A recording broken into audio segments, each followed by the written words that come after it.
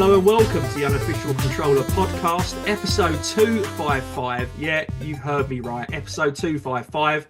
And whether you heard me right or whether you're watching me right, you might be listening on Spotify or wherever you get your podcast from. You might be watching us on YouTube. And if you are, look who I'm joined with. It's the lovely and sexy RGT. There he is. Cool, How's it going? Lovely and sexy. Jeez, I've been called that for a long time. No, I'm good, Look, mate. I'm good. How are you? I could see in your eyes you looked a bit sad, so I thought, oh, how can I boost him up? I'll give him a little morale boost. I'll give him a compliment. Call me lovely and sexy. It works every time, fella. Works every time. No, I'm good, mate. I'm good. How are you doing? I'm good, thanks. And before you call the UCP HR office and get me thrown in the boardroom for disciplinary for sexual harassment, I will withdraw that comment and just say, yeah, I'm good, thank you, mate. And how you been? Everything good? Yeah, good. Busy week at work, but didn't play as many games as I wanted. But there's a few little ones I managed to tick off. So yeah, so on that respect, it's been good. That's good to know. So we've got some more news today. So we're going to go through later on the show. We've got some more Nintendo Switch games which are coming out, not Switch 2, but more for the Nintendo Switch that are coming out from now up until April the 2nd when that Direct comes out. We've got a little recap of the best-selling games from Xbox 2024 list, some more WWE 2K news, and then some other juicy story, gossip news along the way. So before we get into that stuff, I really want to know, RGT, tell us then a bit more. What have you been playing? It's only really been 3 games this week as of recording, but Trine 5 complete. Yes, I was going to say, we've talked about it the last 2 shows, maybe 3, and you said, I'm trying to finish it. I'm proud of you. I really am. I got through those last 2 levels, took me a couple of hours, got to the final boss battle, and it was tough. The thing with the Trine bosses is they're like most boss battles. You'll have your patterns to follow, and you'll remember that pattern each time. So you go, yep, ding, ding, ding, get that done, get that done. But as soon as you die, there's no checkpoint in a boss. You have to go back, do that whole boss again. So it took me about, I reckon, 10 tries, maybe 12 tries, but I got it done. And I literally finished that. I was determined to get that finished. I finished that about an hour before we were recording this. I thought I've got to get it done before we record the show. But I checked my clock, 60 hours in this game. Oh, I don't think that's good though. That's good. You don't want it. No, you're creeping into some serious. RPG times there, but I mean that's what you're in, isn't you? So. Yeah, I mean it is a puzzle platformer, side scrolling, as I said before, but 60 hours is quite a long time. But I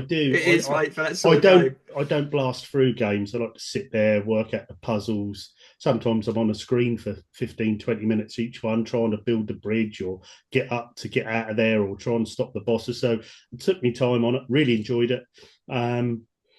Definitely up there as one of the best Trines I've played. Stick that in the title. That is a nice little review there from RGT himself. Looked really good. The final boss was like a steampunk sort of golden octopus that comes out of the water in front of you. Almost reminded me a bit of the Luigi's Mansion 3 final boss in front of you, if you know what I mean, and you're in the foreground playing. Do you know what? I completed that, but I can't remember the boss. Yeah, it's that sort of boss at the end. It's almost like a bit of an Astro boss, isn't it? Their boss is always in the background, facing the screen, and you're in the foreground playing. But it was really good. Looked really stunning. That final boss with sort of the metallic gold of the octopus and that. And once I learned the patterns, and I kept getting through to where the boss, you sort of had 2 bosses, and you'd sort of get a bit down on one, then the other, a bit down on one, then the other. And I'd literally go to a couple of millimeters on their life and then die. And I'm like, because you only get 3 life or 3 restarts. And I was like, so close. And then the final one, nailed it. I thought, yes, Trine 5 is done. But then when the credits rolled, I was like, and that Trine music rolled, I thought, I'm quite sad now. I ain't got a Trine game to play. But now, you do get a little bit of post-completion clarity, don't you? When you sort of look at yourself in the mirror and you think, now what? You get that sort of bittersweet satisfaction from completing a game. And on the other hand, you're like, you feel the void has been full, but now something's empty, like missing. You're like, I need to chase something. What's my next game? But you had a lot of backlog last time. So when we finished the show, we talked about what we hoped to play, and you had so many games. So what did you dive straight into? Um, well, the thing was, I've been listening to. I always listen to the Kane and Rince podcast. If you haven't listened to them, I mean, they've been going 12 years, 700 or nearly. They must be coming up for 700 episodes now. Kane and Rince. Oh, it mightn't be 800, but anyway. And they literally they play a game to completion, a load of them, and then they talk about that game. And I listened to a couple of their RPG ones, and they done Dragon Age Inquisition, and they done I can't remember what the other one was now. But then I started to think, do you know what? I want to play a big open world RPG, but I thought, no, let's get Trine 5 done. Let's finish a few of these other games, and then I will start. So I've got, as you know, before I said to you before, installed when you had your little soiree with it was Witcher 3. Yes. So that's installed on the PS5 version. So I've got that ready to go, but I don't want to start it until I finish a few of these others. So then I jumped on Stanley Parable, got a couple more trophies there. I think I've got 2 or 3 trophies left for the platinum, which I might. I thought you would have. Yeah, I thought you. Where you said it was a couple of hours, few hours to complete. I thought platinum's probably. I suppose what is it, 9, 10 hours by the time you've done everything. Uh, I mean, I reckon if you had a checklist and you could do the platinum on this in an hour and a half. If you had a Yeah, checklist, if you looked it up online, I mean, yeah, I've played a couple of hours on it. There's a couple of trophies left. I mean, like one of the trophies was, I think it was called Settings Freak or something like that, and you had to activate every setting in the settings. So you had to go in the settings, and like if you had volume, you had to do 1, 2, 3, 4. Keep clicking yeah. all through every. They're pushing you to see how far you'll go. That's it. For anyone who hasn't listened to last week's show, first of all, do listen to it now. The game RGT's talking about, he described playing it last week, was a bit of a cult classic PC game. And the developers have played with RGT with these silly trophies. They had him knocking on doors down up and down a corridor. At one point, he had to set his clock on his system 10 Yeah, years into the future to yeah. unlock a trophy. So it's really put you through its paces, that game, hasn't it? It really And has. also sometimes you'll do a trophy. Like one of them was begin a new game. Right, so I started the Yeah. game, quit the game, I began a new game, and then suddenly, when you start this new game, the trophy hadn't popped. But this writing come up and says, "Ah, oh, thank you for starting a new game. You're obviously after that trophy." And that's like they're watching you, they're knowing what you're going. It's quite creepy in a way, but that's always that. Like the game is like the big It's boss. clever. You'll do anything Yeah. for your job. But yeah, I Oh, got I'm definitely going to play it when you yeah, mentioned it. As soon as I've got the old Xbox HDMI in. So the yeah. TV's only connected to one modern console at a time, but when that's in, I'll check it out for sure. Yeah, so that's worth a play just for something a bit different, really. And like I say, I think there's 2 or 3 trophies left. I'll hit Ginger up for those because I know he's done it. He's Oh, mate, yeah, confusing me he's a bit. gone. And then finally, there is a game that has nearly overtook my life this week. It's a game I bought when we had the UCP meetup in Norwich a couple of weeks ago, 2 or 3 weeks ago. Is this the hidden gem that you're keeping quiet? No, I'm waiting till Oh, George is on for the hidden gem because okay. he'll never forgive me if I do that without him. Bless him. But this is a game I've been after for a while. I hadn't seen a physical of it at all. And then I was in game in Norwich, and there was one physical sat on the shelf, and I thought, oh, brand new, £20, I'm having that. And it is Sociable Soccer 24. Oh, Now, now that is. I've seen it digitally, but I've never seen it physically. yeah, I got it in game, £20 or just over, I think. It might have been 22 either way, What but it was system? Switch, Nintendo Switch. Oh, RGT, you just made me drizzle a Now, little bit there. I need this. Now, me, everyone know, if you know me, if you listen to the show over all these episodes, you know I'm a massive fan of Sensible Soccer. It's my Are you a fan of management and sim? It's more um George's bag, is it not? that's more George's bag, yeah. Yeah. But Sensible Soccer for me is the greatest, not only football game, the greatest I sports can game feel ever a made. butt coming, RGT. I can feel a butt Now, coming. and what this is, Sociable Soccer, is made by John Hare, who originally was one of the developers on Sensible Soccer. Obviously, the Sensible license is gone. He doesn't own that. So he had to remake a new version, and he called it Sociable Soccer. Now, if you read reviews on this, it's a very mixed bag. And I'll tell you why, and I'll tell you exactly why it's a mixed bag now. If you're a Sensible Soccer fan, and you have been for a lot of years, and you played them back in the day, and you've got great nostalgia, you will feel at home on Sociable Soccer. It's Oh, you will. I thought you were going to say you wouldn't. no, you will now. Okay. Okay. But I think the problem is you get a lot of these reviewers are younger, don't know about sensible soccer, so they just buy a football game for the Switch and play it and go, "What's this? This is rubbish. This isn't like Oh, FIFA. surely This is." everyone's heard of. They But must have well, done. Otherwise, they wouldn't have I've put a seen a punt on few it. Surely. reviews and they're like, "Oh, for a football game, it's a bit arcadey. It's not this, it's not that. There's no transfers." And I'm like, "You don't get it. You don't get who made this game and why this Yeah. game is made." Now, it will start. This game will start you in side scrolling mode. If you put it in top down mode, you will feel that sensible soccer. Yes, it's better graphics. Yes, the actual game's easier than sensible, but you can still score them ludicrous goals of after touch and the curl. And it straight away, I just thought, yeah, John Hare made this. I know he's made this. This is brilliant. And it's done Oh, things a that's bit. great to hear. And how when you play, what you do, you've got a online league. So every team you play is another player, but you're not playing the player. The AI will play for them. So you're playing their team. All right. So you start off with a team of players in the ranked 20s and 30s out of 100. And then you will be able to upgrade certain players. You'll be able to upstat yourself. So you can get, not upstat yourself. You can upgrade yourself. So I'm like ranked. I think my ranking's like 17 now. You start off at like 1. So I've put quite a few hours in. And then you'll also have like each season, you'll play like 15 games in a season. That'll say you need to get your team to 600 points to get promoted. So you've got to get to that 600 point, and then you're promoted to the next division. And then that'll show you a world league, show you where you are. And I think I'm in the top 30 or 40 now in the world league.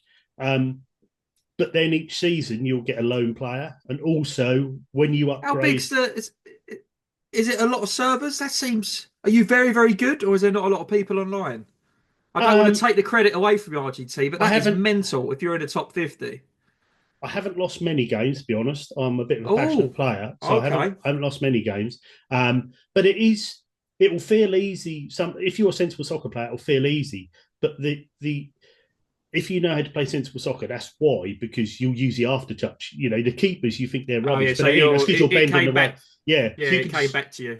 and you'll score some really brilliant goals from miles out, but also they can against your keeper. So it's not all one-way traffic. So, but the idea is to keep upgrading your players, keep changing them. I mean, most of my players are in the 40s and 50s now. So I kept upgrading them, and you can make subs. And then it's got that sort of sensible software bit of fun about it. You've got these really comical refs. You've got Crazy Colin, and you've got Blind Benjamin, and you can wipe people out with Blind Benjamin, so he can't see what's going on. So you've got Oh mate, it sounds brilliant. I'm gonna have to get this. yeah, and I'm gonna screenshot on my phone. like Look it up now. if you want, and the good thing about this is, I said at the start of this, I haven't played much this week because I've been busy, and everyone's thinking, well, how come you've put so many hours into this? Well, I tell you why, because you get home from work, you can fire this up. You know how quick the Switch fires up. You can put this on, and you can play five. You can probably play 5 matches in 20 minutes. That's how quick the games are. They're almost like 3-4 minute games. Dink, dink, dink, dink, dink, done, out, in, another game. And I mean, the other day I got home from work. Within an hour, I've done a season. So 15 matches. I won 14, drew one, got promoted, next league, bang, away you go again. It's that quick fire, arcade football, put it in top down. I'll tell you what, you'll love it. It's brilliant, especially if you're a Sensi fan. If you're a Sensi fan, this is good. I'm loving it. Do you know what's weird, RGT? What's that? When you go onto CX and type in Sociable Soccer, the Switch version, the picture on it, and this is the picture on their app, it says download code only, no game card inside included. I'm assuming you got a cartridge. I got a cartridge, yeah. Yeah, I got a So brand that new is, copy. if anyone from CX is listening, sort that out because that's going to put a lot of people off. Yeah, I got mine from Says it's Games. So. download code only. If it's download code only, then how the hell would it be second hand? How much was That that makes as no well? sense. That is £18, Yeah, I think I paid 15 20. on the PS5. Yeah, and I think I paid 22, I think, for the Switch. But I got it for the Switch because I thought, especially at arcade one, it's handy, on the Switch when you're taking it Oh, places. that's fun. But Yeah, yeah. I am this week. I'm going to order the PS5 version because I always think support the people. Do you know what I mean? Support John Hare, support the sociable team. everyone's wanting transfers in the game rather than these little sort of player cards you get, like sticker book cards. They haven't, which by the way are all licensed players. There's thousands of licensed players in this, so they're all real players from the leagues. Mm. But yeah, so people are wanting transfers, people are wanting this. Well, come on, I'm going to buy 2 copies of it, put a bit of money back into the sociable team, and let's see if we get sociable 25. So, mate, if you're feeling generous, don't check the credits, but I think it says Scott Marathon Gaming might have helped with some of the software development. So if you want to ping me 15 or 20 quid, oh yeah, no problem. In the show notes, I'll put my bank details. Thank you, RGT. No worries, I'm warring it over now, mate. Warring it over now. But yeah, other than that, that is me for this week. So what about you, Scott? What have you been playing? Well, I noticed you managed to get Astrobot in the show again for the 5th week in a row. Hashtag not spawn. Yeah. Right, so what have I been playing? So strap yourselves in, because this is going to be a wild one. I'm going to talk about one game and one game only. I'm over, Fall Guys. The competition ended. Ginge came in and smashed us all out of the water. He beat all the competition. I've been playing one game only. I've played it handheld. I've played it undocked. When I mean undocked, it's not handheld. I've used it as like a screen on the side on a coffee table, and I've sat in a little beanbag like a 15-year-old naughty boy who's been sent to his bedroom and he's not allowed to play his games. He's grounded. And I've also played it on a big TV when she lets me. Disclaimer. Mario Party Jamboree. Now, I know I've talked about this game, and I said that's what I've been playing a little bit, and I'll play a bit more. Now, I respect the Mario Party franchise massively. I haven't really played many of the old ones on the 64 at all. I know they go for quite a bit of money. 1 to 6, is it? On GameCube and different systems. Yeah. So I haven't bothered with them, but I jumped on them from the Nintendo Switch era. Now, I loved it, and I've said this on a previous show, so I like the board game, so I love mini games as well. So mix mini games with a nice little pick up and play, nice bit of fun, whether it's co-op or with friends or family on your own. Just a little quick 5-10 minute blast. Mix that of a board game, and I absolutely love it. Now, the very first game, Mario Party on the Switch, was fantastic. It was really, really good, but it was limited because you could only do couch co-op. So you had to have someone around your house to play it. You couldn't play if you had the game and I had the game, RGT. We couldn't play it to be around each other's house. So it was limited. So there was only, let's be honest, there was only 5 hours in the game. 10 hours if you want to push. If you want to do, repeat the same thing, unless you've got people around all the time. I haven't, so I couldn't. Then the second one come out, Mario Party Superstars. Now, of course, they had more mini games. We're talking hundreds. There might be 100 rhythm games, 100, so loads and loads. So they obviously had the odd little feature, but nothing massive. It's still mini games, and then the actual Mario Party, which is a big board game. So they added the online feature, which means you could play with friends. So I was like, wow, brilliant. So now if you've got the game, I've got the game. We don't have to play couch co-op. So it gave it more legs. So all of a sudden, if you had a friend that had it, you could do it was a good old game. Get a good 20 hours out of it. It's fantastic. So this one came out, and I was like, right, I love Mario parties. I'm not going to rush. They just add more mini games, and what else can they do with it? So I only asked for one Switch game this Christmas from my better half. She got it for me, so I finally got round to playing it. And I've been playing it non-stop, really. I've already done 10 to 15 hours of it. It is the best one to date. So there's so many things they've added to it. So first of all, just remember back. First one, couch co-op only. Second one, online, but with a friend. Now they took it to another level. Now you can play online, but there's world leaderboards. You can go against anyone. There's loads of people playing. Wow. Not only that, RGT, they've made a proper system. So it's ranked. So you get points. So you start off on D rank, win 5 games, C rank, win another 5, B, A, then go to S class where you get your ass handed to you. No way. So they've added all that. And then that blew my mind. And I played a few games, unlocked a board. I was like, that's cool. I've unlocked another map. Played a few games. I've unlocked another 2 maps so far. There's still another 2 characters to unlock. I don't know how. Normally, I work all that stuff out early doors, but there's so much content to it. So not only can I play Mario Party, I'm still only a C or B rank, and I've played 10, 15 hours, but they've added these cool other modes. So before there was on the old one, they managed to make like a marathon mode, which was all the mini games in a row. And, it's a bit of like a survival thing. And if you get far enough and do so many hours, you unlock a character and whatnot. That was all it was. They've kept the marathon mode, but they've made it better. So it's the the Cooper marathon mode, and you're actually online again. And there's 5 random mini games, the same one, then a boss battle. If you lose a boss battle, you get knocked back 30 spaces. And depending where you come in a mini game, is how many spaces you move around. So unlike Mario Party, which is a good hour, hour and a half each game, this is like 20 minutes. And again, it's Oh, ranked. that's So clever. like I've been coming top 3, and it's really, really cool. And like you send in little messages like you can like to each other. So they've got that mode. And then they've got a survival mode where it's literally last one surviving. So if you don't win a mini game, you're out. Then he goes to the next one. So Oh, there's that third mode. Then there's another fourth mode I found yesterday, which is we all team together. You've got to load these cannons up and shoot barrels. It wasn't my favourite, but I played a little trial of that. So there's another mode there. And there's still 2 modes I haven't even done. So not only have they upped the online feature and added like they've made it's so well supported. There's whole league systems and tables. Like this is gonna be my game. And I'll tell you what, thank God Seb's not here because I've already made my list of Game of the Year games for each month. This one is smash January, and we're into February by the time by the time people listen back to this show. So I am gonna say it's a strong contender for Nintendo Switch. I don't know what they can do with it on the Switch 2 if it's another Mario Party. Honestly, mate, there's so many different like not just mini games and the Mario Party. There's literally like 5 whole games in there. So you might only like one thing or 2 things, and you've got the points that you get. And so when you like win a game, you'll get so many credits, and then you'll go up your rank, and then you're becoming a better league. You know, a bit like when you play FIFA online mm, teams. Mate, it has made the game like it's made it so much more fun. So before you just wanted to unlock things, unlock characters, unlock the boards, but now there's purpose, you know. And when you mess it up or you don't get a star or you do get a star or you win a mini game, don't win a mini game, you make the wrong decision.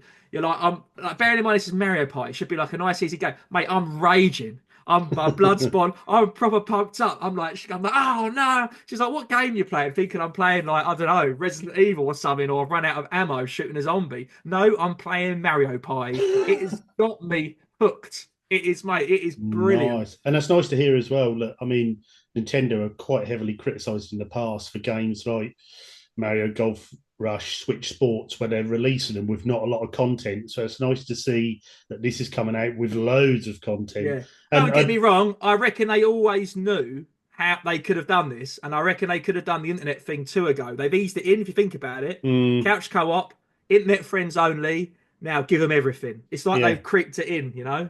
yeah, you could slowly pull more players in and give you the big game that everyone Yeah. wants. But I mean, for me, Mario Party, it made me buy a Switch. We Did had it? a Oh yeah we wow. I think it was our first UCP meetup a few years back. Don't know how many years ago now, and we went into at the time was called One Knife Left Gaming Cafe OLL, in Norwich, which obviously went on to do the events in Norwich. We went in the cafe, and a few of the guys said, "Should we play?" There's 4 of us. Should we play Mario Party? I was like, "Yeah, I never played it before." Had an absolute blast playing that, and I was So like, you "Right, played the actual board game Mario Party. Yeah, it's yeah." quality, isn't it? Because I only had a Switch Lite before that. I'm like, right, I'm all in. I need a Switch now. So I went and got the OLED, and rest is history. But yeah, that sounds good. And also, I mean, I think people think they seem to fob off Mario Party games. They think, oh, well, when am I going to play that? It's not my sort of thing. I want these big open world games. I want RPGs. I want, sports games. But, most of us are sociable people, and you'll have that Right. time And when we you have both people work full around. time. Like Yeah. this is I get into game if I'm lucky, an hour each night. So this is fitting in perfectly. Mm. You know, so yeah, for And me also, it's I love my big single player games, but when you have people round, you can't just sit there playing Last of Us when people are around because it's a bit rude. But if you've got Mario Party, you can still do your game, but everyone can join in. It sounds good. And this is Jamboree, did you say? yeah, Jamboree. Yeah, Mario Party Jamboree. So obviously it's a Mario game, and it's a Nintendo license game. So you're gonna be looking at paying probably even second hand 35 quid. Let's be honest, it's probably a 40 Well, quid that content game. though, it's worth it, isn't it? Oh, mate, it really is. I mean, they're all brilliant, and I sing their praises. But Mario, this latest one, Jamboree, I'm just gonna look it up for guys in the UK at CEX. So Mario Party Switch, just so I can show everyone how much it is. So yeah, so the original Mario Party is still 40 quid. Superstars is 442. So Jamboree's 42. So they're all still the same price. But yeah, Yeah. Mario Party Jamboree, honestly, have a look on Facebook Marketplace, guys, and see if you can pick it up. It Yeah, trades in at I've got the CX first for one, I 30 think, for the quid. So Switch. I've got Mario yeah. Party for the Switch, and that's, But you'd yeah. never go back, I don't think, now because they've upped them. Like when I played Superstars, I never went back to Mario Party, and now I've got Jamboree. I don't really need to go back. Yeah, yeah, And I true. love them. And obviously, we're retro games and collectors RGT, but I haven't thought I need to go back to get them because realistically, they're not the sort of games you're going to sit there and play on your own. I mean, you do a jamboree, it's perfect because I've been sitting there playing on my own. I've only played with a friend once when Mm, Retro Ed UK came round mine and yes. we had a little gaming night. So that's when we first played it.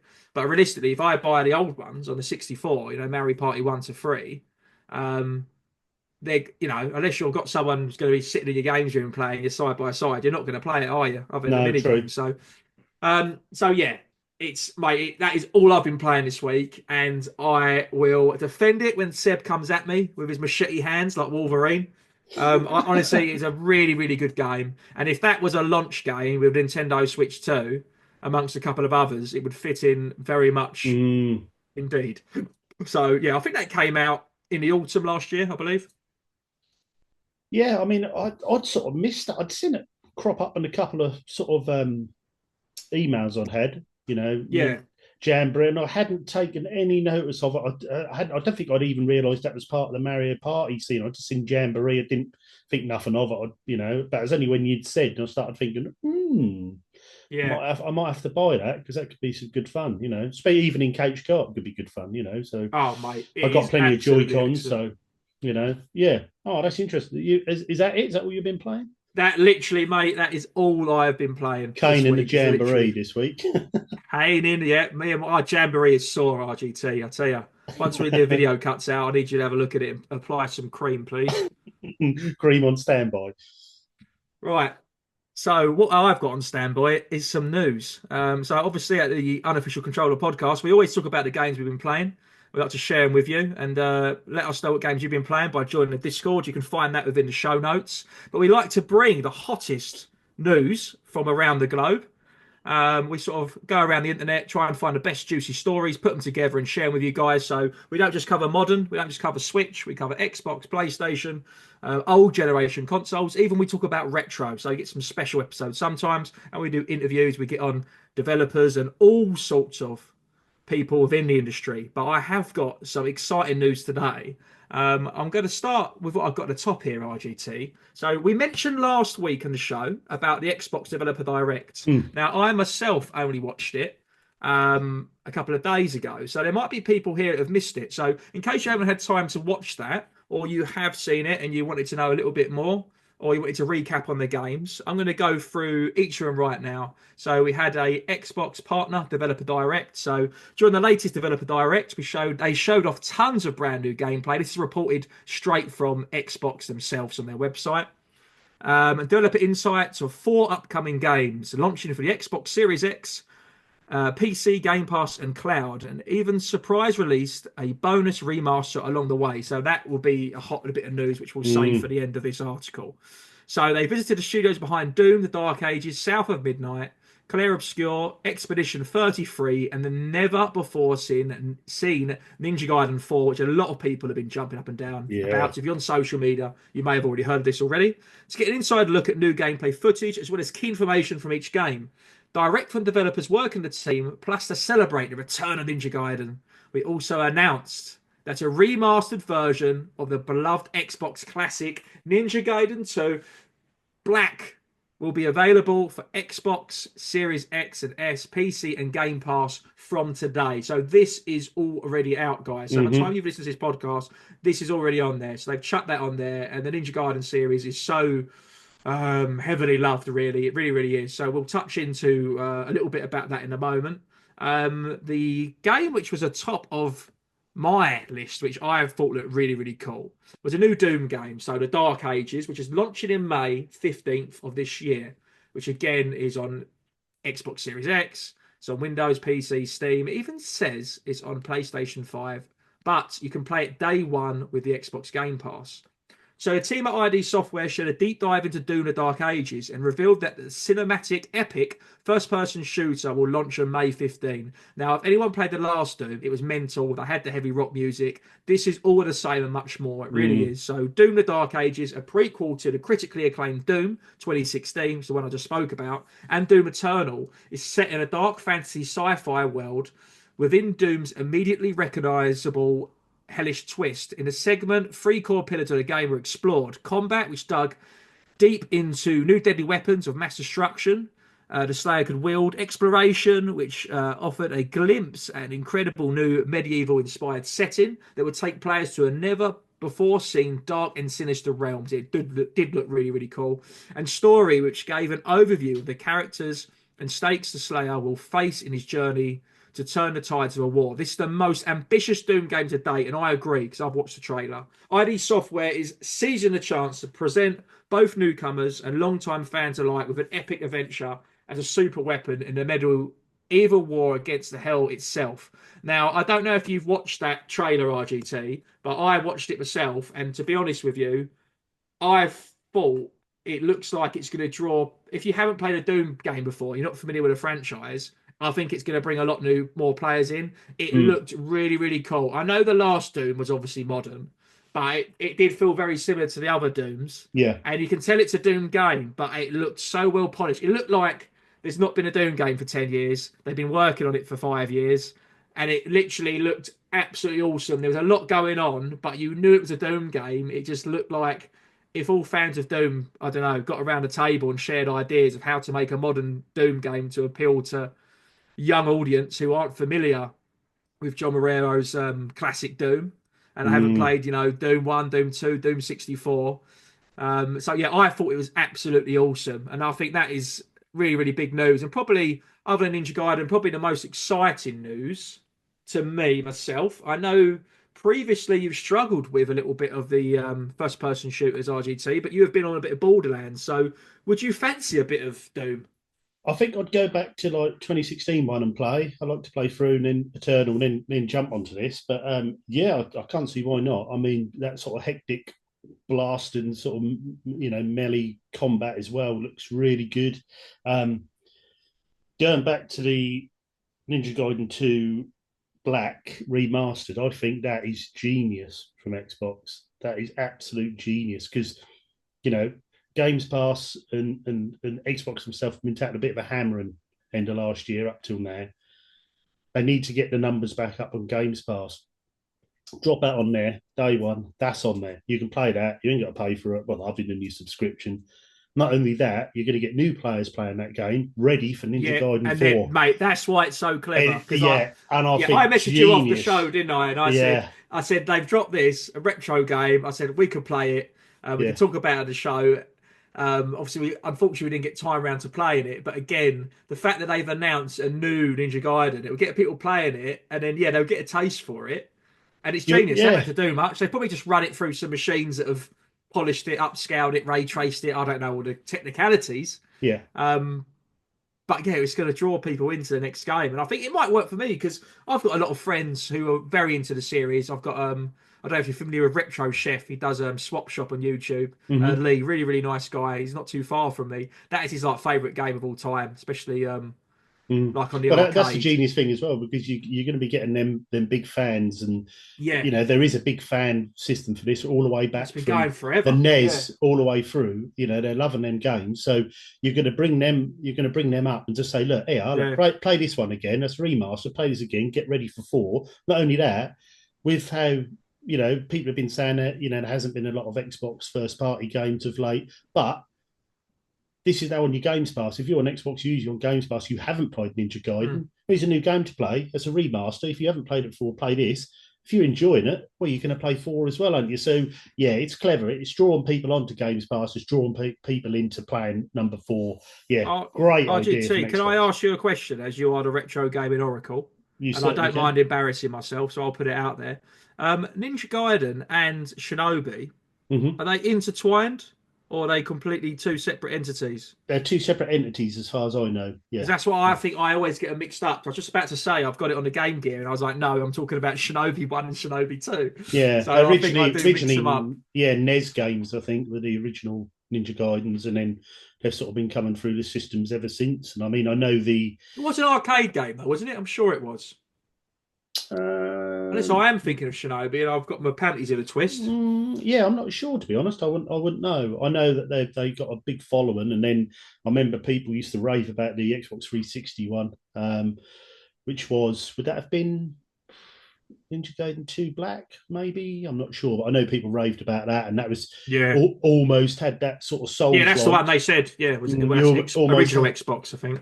Yeah, that's it. We almost had that sort of Souls like to it, where you had to block and then hit, and then you can just go in hack and slash. There was a bit of art to learn and how to play the game, which obviously gathered a good audience to it.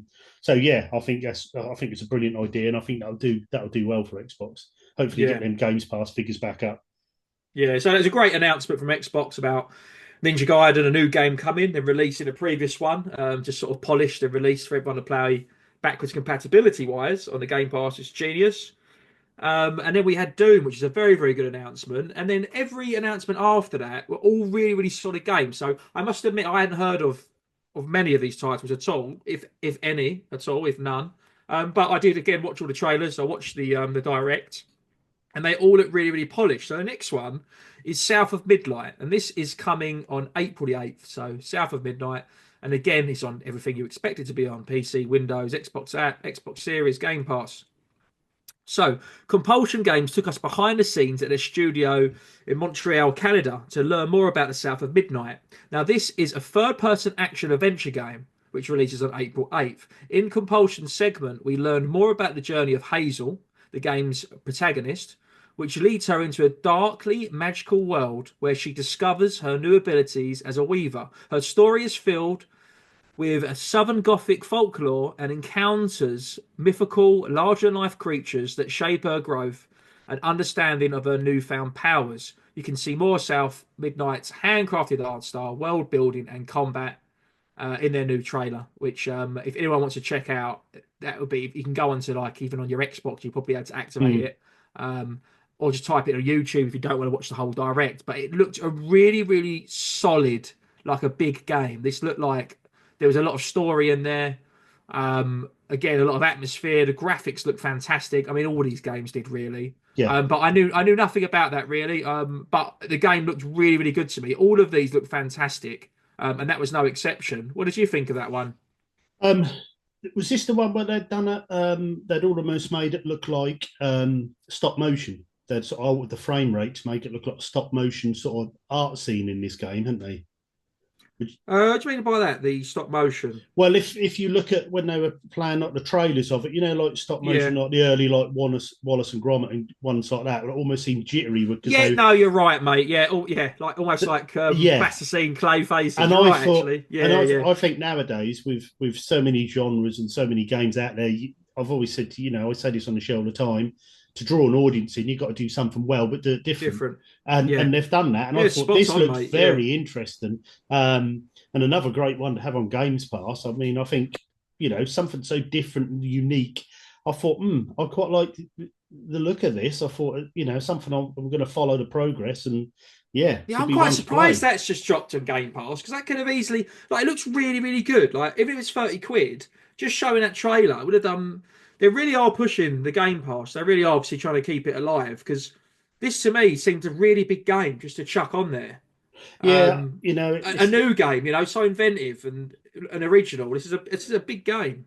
That's that age-old argument in it. To do you sell games or do you do a subscription service? Well, you tend, with Sony, most of Sony players will buy their games $60-70 a piece when they come out.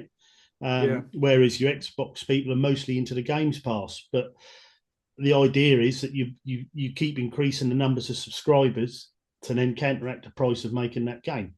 They've obviously struggled of late, but I think with new games like this coming on, it's only going to attract more people, because this is another thing. I know it's weird that Xbox, I know I'm going off on a tangent a bit. I know it's weird. Xbox are now going to start selling their games on PS5 and then Switch 2 when I say it.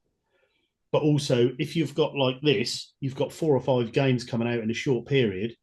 Well, if you're a multi-console gamer, are you going to spend, if you've got 4 games, it's what, No, 280. mate, that's very true. You're going to Yeah, spend and if it was 280 just if you want to yeah, play all of them. It's £280, or yeah, do you get a subscription for 6 months? The only thing is, do you mate. keep that subscription on? But you see where I'm going with it.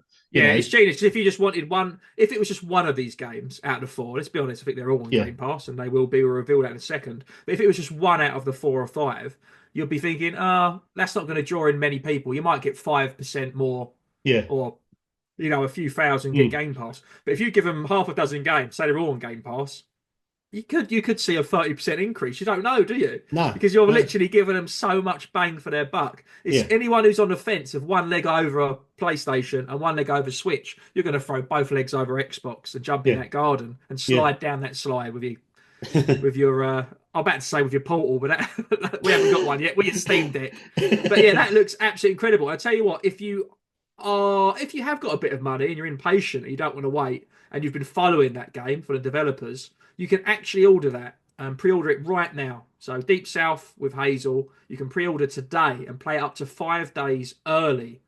The South of Midnight Premium Edition. So if you guys want to check that out, just type it into Google mm, or head to Xbox. Um, and yeah, you could actually pay to play it 5 days early. I can't see why you would. I don't know. You might be impatient. You might be have a bit of time off and want to play it. Who knows? yeah. This next game we've got here is Claire Obscure Expedition 33. Now I'm struggling to realise the font size for that to fit on a physical game spine. You're not going to see that amongst your shelf. Clear Obscure Expedition 33. We've got about 40 letters there. Now, this is coming April 24th. A lot of games coming out in the spring. So, this again is on everything Xbox out, Windows, PC, blah, blah, blah, blah. And most importantly, play it day one with Game Pass. We visited Montpellier, France, home of Sandfell Interactive, as they developed their first game, Clair Obscure Expedition 33. So, it's a debut. This turn-based RPG, I know you love losing time to these, RGT, is set in a fantasy version of late 19th century France, where the world is facing a ex- existential Existential. threat. I was just thinking extraterrestrial. I was thinking, I don't remember seeing a UFO. 1 year at a time, developers shared a deeper look at the game's innovative mechanics, such as the reactive turn-based systems. There's obviously something they've created, because they've got it in quotes, and a unique art direction that brings the game's world to life. We even got a first look at Expedition 33's expansive overworld map, and it did look awesome. As a coup de grace, Soundfall Interactive confirmed the game's release date as our journey to stop. The Paintress begins April 24th. So a very, very brief description. Other than Yeah, saying it's an RPG, to be honest with you, you're not going to get much from that. So I would say anyone listening to check out um, the footage for that, because it is it was a really beautiful looking, open world games like these all do look like. To be honest, mm. it looked really awesome. And I know you do love a bit of RPG and losing a bit of time. So RGT, is that one that's going to be getting you straight on Game Pass? Again, I think this is a genius masterstroke, because what do people normally say? Or definitely from the past, there's never been enough JRPGs on the system, Xbox. They have a very small foothold in Japan. What do? Make your Mm. own. Make your own RPG. JRPG is turn based. Put it on the system. Stick it on Games Pass. Before you know it, you're attracting people over to big old JRPG fans. Not only that, you could get your figures up a bit in Japan. So I'm thinking, again, this seems a very well thought out um, directors list here. Yeah. Um, What I picked up from watching this, so I've just had a little quick look just to recap. Watched this a few days ago now. So the graphics are incredible. hmm, So it's sort of third person view. Now the cutscenes are amazing. The graphics on the cutscene, I know they should be because they're cinematic, but honestly, the facial expressions, they really, really are phenomenal. And when you hmm, watch the combat, what's really, really cool is there's loads of those different monsters, but it seems to have obviously you've got those HP points, hit points coming up on the screen. But it looks to me like obviously I'm comparing it to something terrible here, like Super Mario RPG. But you know when it awards you for timing, Mm. I haven't played, Final Fantasy 16, some of these other games. So, yeah, it does award you with a timing, with parries and all those sort of things. So it has got its own little mechanic, which I'm guessing that's why it said reactive turn-based system. Yeah. Yeah. So to be honest with you, it doesn't look turn-based. So I'm quite Yeah. interested to see. It looks like a mixture between turn-based and action RPGs. I'm Mm. really surprised because I can't work out which one I prefer. I feel like I prefer turn-based, and then I get bored. And when it's like an all-action RPG, it's a bit Mm. much for me. I want to chill out. So this might be a perfect hybrid of the two. And also, Really does, yeah. lot of It doesn't says, look turn-based. there's a lot of JRPG fans who are PlayStation owners. Put a game Mate, on there that's definitely. going to They're pull them always on across. PlayStation, aren't Yeah, they? My brother-in-law, personas and right? bits and Yeah, pieces. my brother-in-law loves JRPGs. He's got all the big ones, Suikoden 2 and stuff on the PS. He's kept all of his old consoles. He's PS5 fanboy. He laughs at my Switch. He never does Xbox. All he plays is JRPGs and some Western RPGs. All he plays. He loves them. And I'm quite surprised actually to hear of a game before he's heard of it, if you know what I mean. Because Mm. normally he's telling me. So yeah, I hadn't even popped into my brain the fact that this is on Xbox. Yeah, But as you say it out loud, crikey, we've got a JRPG coming to yeah. Xbox Game Pass You could day bring a lot one. of, like I said at the start, you could bring a lot of JRPG fans over. They're Plus, firing you, shots in yeah, 2025 Xbox. They and really you are. and you might start getting a little bit more of a foothold in Japan. The Japanese market might be thinking, "Hang on, I've got a PC. Why don't I get Games Pass and play this?" Yeah. So it's the lineup is a little bit of everything, but a little bit that's going to pull players across. I think it's clever and very well done. Yeah, I know we've talked a little bit about Ninja Gaiden 4 and Ninja Gaiden 2 Black. But if you've got it in front of you, RGT, do you want to just read out to the listeners just the full news story that we got from them? Yeah, no problem. They said Ninja Gaiden 4 is launched in fall 2025, which is another reason why they've done that remaster. Get that plan this year, play it throughout the year, Yeah. and then you'll be ready for number 4. Xbox Series X and S, Xbox app for Windows PC, Steam Cloud, PlayStation 5, and play it day one with Games Pass. Team Ninja announced the return of a beloved franchise with the reveal of Ninja Gaiden 4. After more than a decade, the masters of action at Team Ninja and Platinum Games have partnered with Xbox Game Studios Publishing to bring us an exciting new chapter in the Ninja Gaiden series, a series with a long history on Xbox.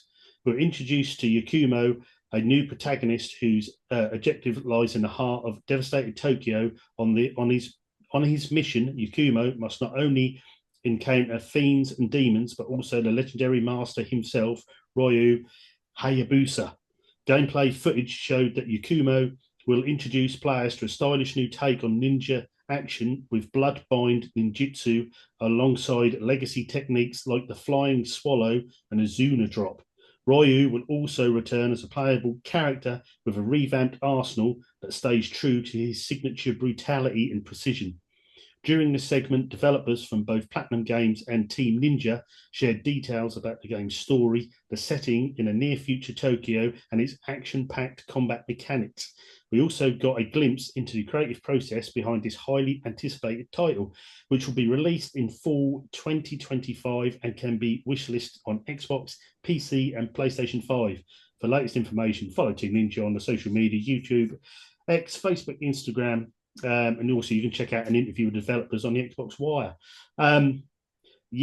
This sounds brilliant. And again, it's a title they're releasing on PS5, but I know a lot of Xbox, well, I'd say fans, I'd probably say the fanboys are not happy about it going to PS5. But on the other hand, if you're not getting those numbers up quick enough on Games Pass, you're making bank on your competitor's console because everyone will be paying $70 for it. So Yeah, and it's given the odd tease because you can go like, yeah, this is Xbox, but here we go, PlayStation boys. This is what we can bring, and they might yeah, play a bit of that and go, oh, do you know what? That Xbox is all right. yeah, I might get Unless they have Games a Pass. taste of it, unless they taste it, they don't know what it tastes Exactly, like. and they sold you the game in the process. So yeah, it's sounding very good. I like how they've with these games when you've got a big fan base behind them, you need to keep them as what they were, but you need to add a little bit. So, do you know what I mean? You need to have that familiarity with the characters you love, but give them something a little different. Give them that little extra bit that wants you to keep playing with them. And by the looks of this and seeing it, looks as though that's what they've done. So it's going to be interesting. I think this is going to do well. And I think, yeah, I think Games Pass is going to prosper from this title. I know it's a bit of a Yeah. niche market, Ninja Gaiden, but they have quite a hardcore fan base there. So for any of them who aren't on the pass, I think they might be after this is released anyway. They might be Yeah. now just to play the remaster of two. But yeah, what do you think? Something you're gonna play day one or? Well, yeah. When I watch the trailers, I don't know. Obviously, if they're on Game Pass, of course, I'm going to try them. But to be honest with you, I don't really think it's my game. I think there's a bit too much going on for my little Yeah. brain to want to chill out after work and whatnot. There's a certain type of game for a certain type of man at a certain time of day. Mm, And yeah, most of my gaming's the odd little hour between finishing work and dinner or after that, or mm. the odd Friday night or Sunday afternoon. And it tends to be different genres of games depending on the occasion of the day. And I'm not sure where that one's going to fit in for me, but I will try it. I will try it. Yeah, I Um, think it's definitely more for the sort of the Souls like sort of hardcore fan base. Yeah, and that ain't me. That ain't me. That's the No, thing. no, That's it's going to be not normally more me, Bobby, but really. Let's be honest. but It's then more of a again, Bobby of Souls like. yeah, that's the thing with Games Pass, which is good because you know if you've got Games Pass, you ain't got all that worrying about buying a game that you aren't going to like. You can just dip in. You never know. You might it might not be your genre, but you might play an hour or two and think, "Well, this has hooked me in. I'm in this." Where you wouldn't have bought it before, so it gives you that chance to try it. Yeah, for Um, sure. But from Game Pass to passing time, cozy games RGT mhm. are a big deal. I know a lot of the female audience. I'm not stereotyping, but they tend to enjoy a cozy game. Yeah. A little bit. I mean, I got very involved in Animal Crossing during COVID, like I'm sure a lot of people did. Felt Mm, like we was outside and really was trapped inside. mm. Now, I'm excited for this game news because it's Nintendo Switch. It might not be the most exciting news, but it's from Team 17. And me and yourself, RGT, love Team 17. Generally, I don't get Yes. things wrong. So there's been an announcement from Team 17 for a new game launching on Nintendo Switch. This isn't Switch 2 news. This is for Nintendo Switch. And this is for the 13th of February. So very, very soon. Literally under a fortnight's time. It's called Amber Isle from Amber Town. Now, I have watched a trailer of it. Of course, it's aimed at a younger audience, but we are, of course, a family-friendly show. We like to include everyone, despite the terrible failed attempts of me slipping in innuendos to every other sentence that RGT says on each show. We do like to try and collectively show different games for different ages. And of course, you might be listening to this with your son or daughter in the car or whatnot. So this game may appeal to them or it may appeal to an old audience. I think myself, I may even give it a go. So the graphics look a little bit like a game that I brought to the Ponzi's, and Seb actually gave me a pat on the back and he was like, that's a good game. The artwork and style of it looks a bit like Little Gator Game. I don't know if that's an Amber Tale game or not. I might have to look that up. But yeah, they've Yeah, I'm not announced sure. Amber Isle launches on Nintendo Switch in just 3 weeks' time on the 13th of February, a day before Valentine's Day. What a present for your wives and girlfriends if you're listening to this. Yeah, But perfect. that's not all. All pre-orders for Amber Isle are now live. You can pre-order Amber Isle on Nintendo Switch and save 20% off Dino-centric shop management simulator. This pre-order discount is available up until launch of 13th of February. So I'm going to give you a little bit of a lowdown about what this sort of game is, and then you'll get a bit of an idea. So I've already said it's a bit of a cozy game. It looks a bit like Animal Crossing. So about Amber Isle, being the new owner of a failing shop is no mean feat. And once players have created their own persona, they need to roll up their sleeves and get their claws dirty, see what they've done there, as they work to maintain the shop. So the premise of the game is you're trying to basically build a shop up, and you'll see why at the moment. So players will spend their days bartering with stubborn customers, stocking shelves with everything that their paleo pals might need. So brief reading the locals, improving the village, which is what it reminded me of Animal Crossing, and Mm. exploring new surrounding areas for new items to craft, which reminded me a little bit of my time in Porsche, is it? My Time Porsche, which is a very Oh old yeah, yeah, sort yeah, of day. yeah, Yeah, yeah. yeah. So in an attempt to convince their fellow Paleoc folk, so dinosaurs, to return to Amber Isle permanently. So basically, you're trying to maintain and build up a shop, and people will come and visit your island.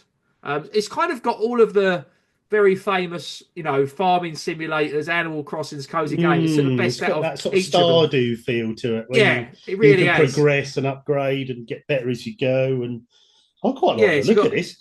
I do as well. So you've got an open shop, so you can customize name and run your shop your way. Use the profits to unlock new shop decor, walls, floors, so you can just build it as you want, and more, making the space uniquely yours, so a bit like The Sims. Rebuild the island, rebuild, decorate, and unlock new areas to explore on Amber Isle. And with enough improvement, paleo folk will start to take up residence on the island permanently. Meet the neighbours. Amber Isle is home to 48 different paleo folk to befriend, including Ice Age mammals, Permian amphibians, marine life, invertebrates, and more. Could be educational.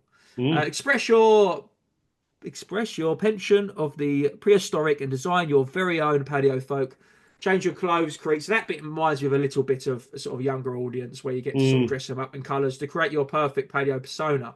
But this game, to me, RGT, feels like it's hitting a lot of different target audiences because like you would say the same thing to me. I think this looks okay. And if it wasn't coming out so soon, I'd say if you're listening, send us a bloody review code for that because I would like to check it out. But Mm. depending on the price of it, I'm generally really interested in it. I I'm really think yeah, am. I'm thinking of pre-ordering this. It Um, looks really cool. 'Cause I it's like. got It's that. good when you get into one of those relaxing games. A game you play for half an hour Yeah, before bed each night. One of mm. those. Yeah, it's got that. Um, it's got that Stardew, Animal Crossing. It's got that almost. I mean, obviously we haven't played the game, we don't know, but it almost seems it's got that longevity sort of sandbox in it, where you can just keep it going. You Yes. can nip Yeah. on for an hour each night, and it's just relaxing. It's not Dark Souls. You just chill out. You just and yeah. I think I could pre-order this. I really like the idea of this. Of just chilling out. Me and RGT. If Mrs. you RGT. do, I will. I'll tell you what. Why not? And Yeah, let's if anyone's pre-order it. listening, jump in the Discord. Let us know. Let's all pre-order it.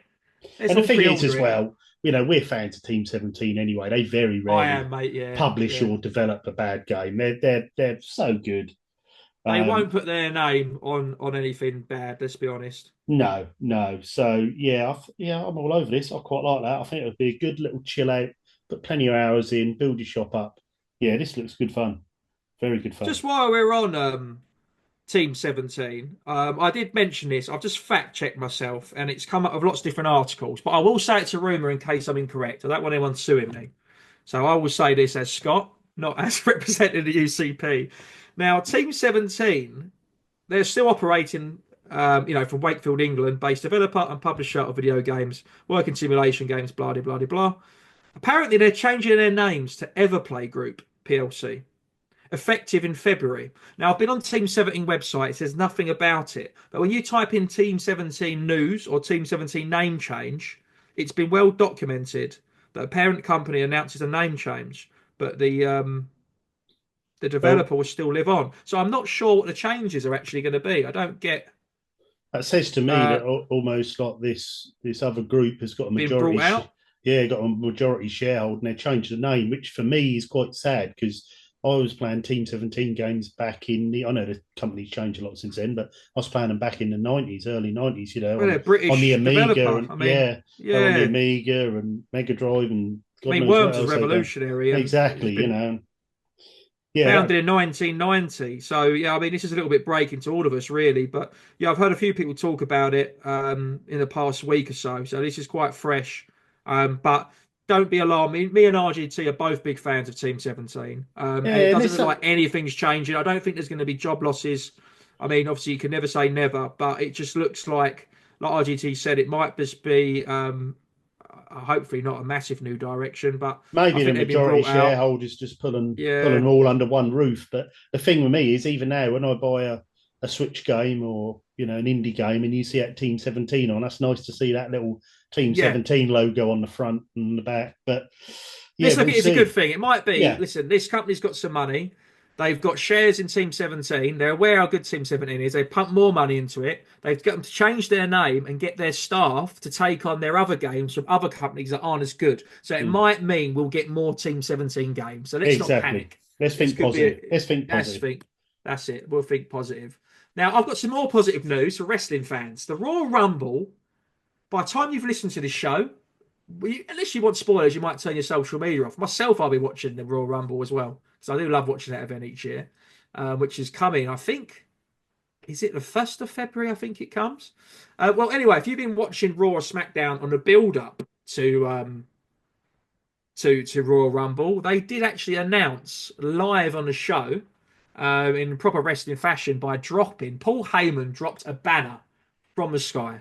So we had the cover revealed for WWE 2K25, which confused some wrestling fans, and I'll tell you why. So Roman Reigns announced as WWE 2K25's cover star, hinting at a big role in the showcase mode. So I haven't played the modern ones the last few years, but I have heard they focus on a particular wrestler, and they do like a career mode where you play their matches that built up in their career. You know, you play both sides, so you play it out whether you lose or whatnot, or heel or babyface. So the game's unveiling, including superstars like Cody Rhodes, CM Punk, sparking speculation, because there's a lot of big storylines with Cody Rhodes, CM Punk at the moment, Seth Rollins, and like of it. So they wasn't sure who was going to be on the front. Fans hoped WWE 2K25 will highlight Reigns' family legacy by questioning why The Undertaker has an alternate edition. So there's basically a premium edition, RGT, where you can pay extra, a bit like Undisputed, where you get a different cover. But with WWE 2K25, you normally get a little extra feature of it. So you might get some more stuff, more Undertaker, costumes or attire. Okay. And what it normally means is there will be a special mode where you get to play Undertaker's career. But I don't know if something's happened, because you can already get the Undertaker version, but then they've announced Roman Reigns on there. So you think that. So we don't know what the game mode is, basically. So during a big segment on the January 27th episode of Raw, Paul Heyman officially revealed Roman Reigns as a cover star for WWE 2K25 with fireworks in a big poster, and it was big, showing Roman Reigns preparing for a Superman punch, rolling down the rafters. Fans were quick to chant and acknowledge WWE's tribal chief as a superstar. Drew McIntyre came to interrupt that segment, because he wasn't happy about him being on the cover. But the WWE Universe was left speculating what Roman Reigns being the poster boy for the game could lead to. So, I mean, it's more left to the forums of the internet, really, of speculating. But there's a bit of a confusion, really, because he's not... I don't believe he's a current champion. I don't think he's... I mean, it might be tipping that is he going to win the Royal Rumble, and is he going to be making his way to WrestleMania. It's a put a wrestling star on the front cover. I think last time we had Cody Rhodes. I think before that we had John Cena, because he made a return. I mean, even The Rock's been back in action lately. So it's a bit odd. I mean, Roman Reigns, I think, was on a cover, but a fair few years ago. Obviously, still at the top of his game. Still calling himself the Tribal Chief. Now he's going by the original Tribal Chief. But yeah, it's a bit of a strange one, really, because they've announced a Deadman edition, basically, for The Undertaker. So there's still a possibility that version could feature different exclusive content, and fans are wondering why The Undertaker has an alternate edition. Some fans have suggested that The Rock should have his own bundle, as it ties in better with the Bloodline theme. So there's a bit of a story, basically. I know you're not a wrestling fan, RGT, but there's a storyline at the moment going on with Roman Reigns. But yeah, it's very, very... I think it's shocked people a little bit. I think normally you're not surprised. It's whoever the champion's going to be, whoever's the new champion's going to be. They don't just necessarily stick the new kid on the block. It's not like FIFA where they put the new upcoming star. They normally put whoever's at the top of the game. But yeah, maybe I think as well, not being a wrestling fan, but you can see from this, by doing it this way, you've created speculation, you've created talk, talk around the game. And I mean, if anyone want to check this out, this is, our source was courtesy of GameRant.com. Go on there, see the full article. Yeah. These guys are down with it. But yeah, you can see, sometimes people will think, oh, this seems a bit disorganised. They're not letting people know what's actually going on. But on the other hand, you think, well, you're talking about it. We've got it on the show. We're talking about it. There's no such thing as bad publicity. So yeah, this could generate a lot of hype for this game. And so far, it seems to be the hype is brewing, I think. Are you going to be getting this? Well, I did say on the last show, I probably won't rush to get the new one, RGT, because I brought one. Not this year's, but the year before, like a PS4 version. And Yeah. I've just never got round to playing it. So I know I'm going to be blown away with the graphics, even at PS4. So, and they are a bit hit and miss with what it depends what mode you like and stuff. I'm not going to go online. Um, so I'll probably be able to jump into any of them. So rather than spend another 40 quid, I mean, I've got ones that are two ago. So I've probably got 2K23. So I might play that. If I want, I can get 2K24. I'm yeah, I mean, when I first got the consoles, I was really excited. You know, when I got a modern console, Xbox and Mm. um, PlayStation 5, I was really excited to get a wrestling game, but I just never got around to doing it because on the Switch, we only had one before AEW, which I still haven't played, and that was WWE 2K19 or Yeah. 21. And it's got Seth Rollins, I remember on the cover. And I think I brought it, but it was so broken it just didn't run. Mm. When I say broken, and obviously you know I love the Switch, so I'll be brutally honest here. It didn't run. It didn't run. Like Yes. it was unplayable. It You really got to was. blame the devs for that. Some of the devs have But then for them to just boycott the Switch afterwards was so I thought disrespectful. yeah. So I'm hoping they. I don't know. I'm hoping they'd scale something down. If they took some features along, I mean, FIFA have done it well enough. They've took some features out and given us a game. At least try. Do you know what I Well, mean? I played. Well, all of us did. 2023. We played through me, Seb, Bobby, George. We all played through Hogwarts Legacy on the PS5. We Yeah. loved it. Brilliant game. Really good. It was, a big world. They'd done it really well, but they took their time, Portkey, and they put that on the Switch. And my Mrs. RGT is playing that on the Switch Lite. And yes, it's a downgrade in graphics, but they've got that game on there. Yeah, they just You, made a bit more loading times between yeah, but it looks really good. environments. You Yeah, can play Hogwarts Legacy in handheld mode. They've done a really good yeah. job of that. So if you take your time, you can port these down to the Switch. I know we've got the They just Switch weren't 2 coming out, interested. Yeah. but they just thought, well, we messed that one up. We shan't bother. When you think, well, actually, the Switch is a massive market and there's going to be a lot of wrestling fans in there. If you'd have just put the Yeah. time in and put a bit of effort to actually learn and how to sort of downgrade it for the Switch, and I don't mean that as an insult, but you do, you could have a decent series of games on there and have a whole new fan base on the Switch. I tell you what, that's a good shout actually. The Switch 2, it's a really cool cover art actually with Roman Reigns on the front. It does look cool. Um, Switch 2, I would have thought could run a WWE game. So let me just check the Well, they're release talking date. sort of PS4 Pro power, so I wouldn't have thought there'd been Oh, any trouble. it's coming out on the 14th of March. So you've got time to get your game out, release it on March, and then it gives you a couple of months to port it down on the Switch. So before it comes out in the summer at earliest. So there's a good chance they could make it work if they They might want even be to. working on the Switch 2 port, so you never know. Yeah, I hope You so, never know. mate. I really do hope Yeah, so. I think so. I think it's now the gap of systems is getting smaller. It's time to Yeah. develop for all three simultaneously, I think. Now, I know we've bounced around from Nintendo Switch to Xbox, and we've been talking a lot about Nintendo Switch 2 in the last two episodes. So we do want to share the love to the other consoles. I know there's not so much PlayStation on this show, but if you're a PlayStation fan, stick around and come back for next week because there might be some news on PlayStation 5, and I'm sure there will be.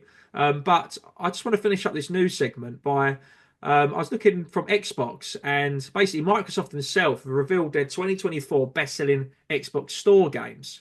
It was their top 20 best-selling games of 2024. The company shared an alphabetical list, basically, making it impossible to gauge how individual Xbox titles compare to one another. The list itself is dominated mainly by sports games, which is no surprise because you always get those returning fans, Yeah, which yeah. account for over one third of it. But I was quite shocked, and I think our listeners will be. I've highlighted one in particular, but it's a shame George isn't here for that one. He'd be very, very proud. But yeah, this is I don't know if it's a bit of a shock. Do you want to run through them, RGT? Each of just run through a list, and we can talk about ones which are maybe have shocked us a little bit, ones we expected. This is the best-selling games from Xbox in 2024. Right, I'll run down the whole list and then we'll pick a few out which surprised us. There's a few on here. I'm just thinking, wow, that really? I mean, but anyway, Same, mate. so we've got 7 Days to Die, Avatar: Frontiers of Pandora, Call of Duty Black Ops 6, Dragon Age: The Veil Guard, sorry, Dragon Ball Sparking Zero, Dragon's Dogma 2, EA Sports College Football 25, EA Sports FC 25, EA Sports Madden NFL 25, Farming Simulator 25, Microsoft Flight Simulator 2024, MLB The Show 24, NBA 2K 25, NHL 25, Power World, Phasmophobia, Star Wars Outlaws, The Lord of the Rings Return to Moria, Warhammer 40,000 Space Marines 2, and we wrap up with WWE 2K24. Now, the very first one surprised me, 7 Days to Die. Well, I know very little about 7 Days to Die or the Avatar game, to be honest with you.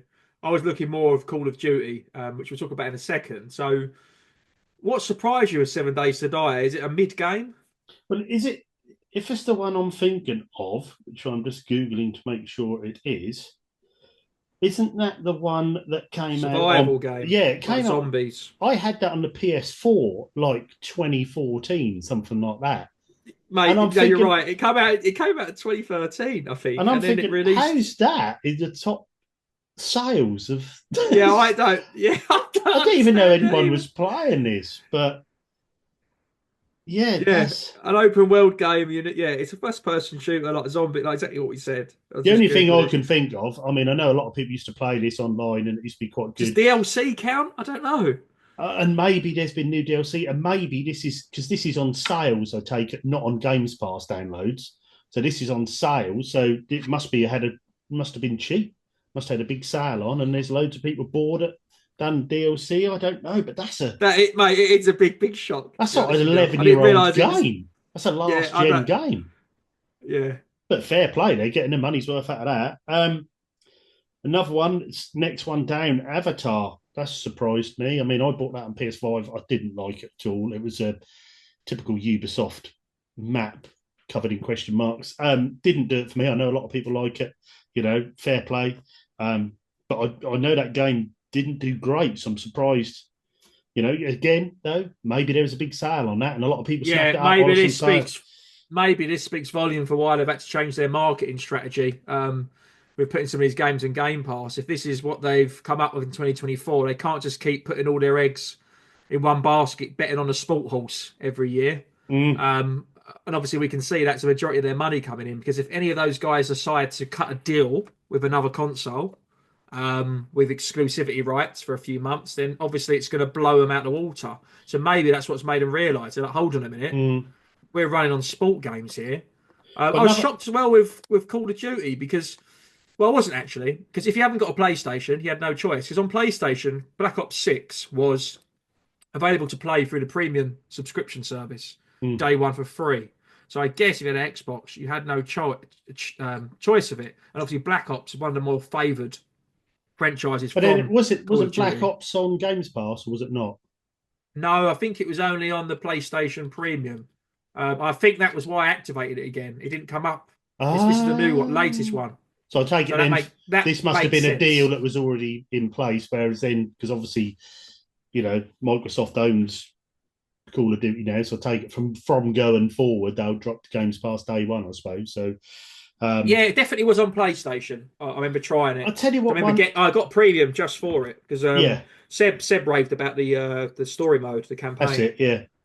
I'll tell you what surprised me as well. Microsoft Flight Simulator 2024. Now, I'll tell you what surprised me, because if you're into Microsoft Flight Simulator... You play on a PC. Well, yeah, but not only that, it's a lot of hours, that game. So if you had Microsoft Flight Simulator, I would have thought surely you'd have Games Pass. You'd just play it on there. But this is one of the best-selling games. That's strange, isn't it? I mean, unless the list covers PC and PC gamers have bought it rather than signed up to Games Pass. But I don't know. I mean, the others surely that's a game Madden, that would attract Games Pass subs, not sales. That's weird, but yeah, I mean Madden, EA Sports, FC25. Always going to be there, aren't they?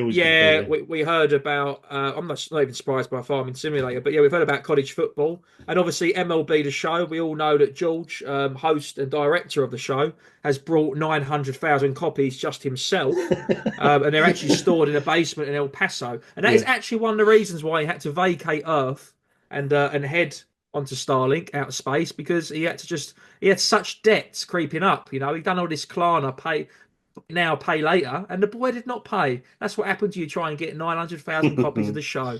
So, but The well law done, George. runs You got deep. it. The law You runs got it. deep. You got it in the top 20. But I tell you what, this I was quite surprised with, and it's a shame we haven't got Seb on here. If Seb is listening, please comment in the Discord. Let us know. Because I know you're a Dragon Ball fan, but we've got Dragon Ball Sparking Zero, and I Yeah. think that got really good ratings. Actually, I remember Mm. talking about it. And Sort also, of latter part of last year. another one that did surprise me is Power World. I've got a colleague at work who's playing Power World, and he's mad. He said it's fantastic. He loves it, even though they are still probably getting their bums sued by Nintendo at the moment because of the Yeah. Pokemon links. He said it's a fantastic game. He's really enjoying that.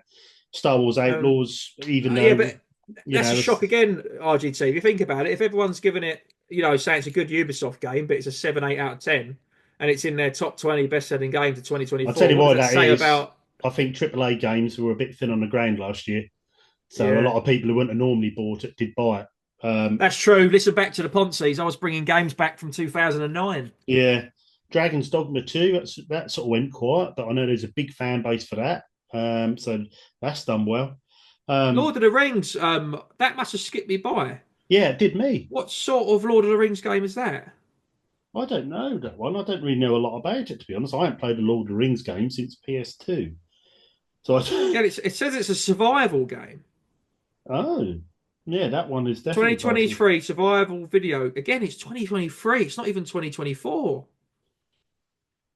Very, What's, very shocked by that. well, I wonder, like you say, there's older games on here Sounds, on a year that yeah, was a bit thin on AAA games. So yeah. they've dropped sales on older games, which have then obviously gone well. So I think this list reflects the year we had, I think, Yeah. for AAAs. Space Marine 2, I mean, yeah, that was a big game. Yeah, people love That that. was in most people's games of the year. So, yeah, that's fair enough. And obviously, WWE, that's Phasmophobia, coming on very strong. And my obviously, the daughter Netflix always deal. play that. Yeah. Phasmophobia, that's been quite a popular survival Yeah. horror. I often hear her screaming when she's playing that game, so I think it's quite popular. So that's done quite well. But yeah, it was a mixture of your standard ones you'd expect to be on, and a few A surprises. mixed bag. Mixed bag, definitely, mixed bag.